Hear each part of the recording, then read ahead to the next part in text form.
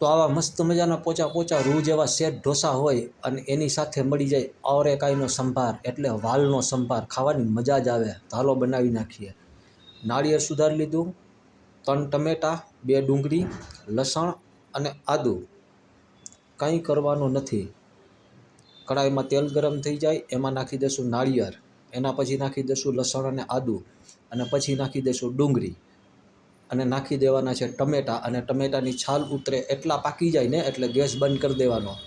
છાલ ઉતારી મિક્સરમાં ધાણા જીરું, મરચું, હળદર અને મીઠું નાખીને આ ટાઈપની ગ્રેવી બનાવી લેશું.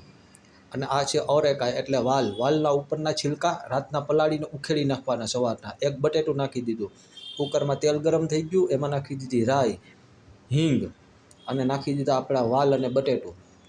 બસ થોડી વાર માટે થઈને એને ચડવા દેશું. એના પછી નાખી દેશું ગ્રેવી અને એટલું પાણી નાખી દેશું આપણે, અને ઢાંકણું બંધ કરીને 1 સીટી મારી લેશું. ઢોસાની લોઢી ગરમ થઈ જાય એના ઉપર ખીરું નાખી દેશું, થોડુંક તેલ નાખી દેશું, ખમણેલું ગાજર અને ધાણા ભાજી. તો એકદમ પોચા રૂ જેવા સેટ ઢોસા બનીને તૈયાર થઈ ગયા છે આપણા. અને જો આ આપણો ઓરેકાઈનો સંભાર બી બની ગયો છે. અને સાદાઈ બનાવ્યો છે હો, ઘી પૂરી ઢોસા, કહેતા નહીં. તો હાલો ઓરેકાઈનો સંભાર, ઘી પૂરી ઢોસા અને સેટ ઢોસા ખાવા.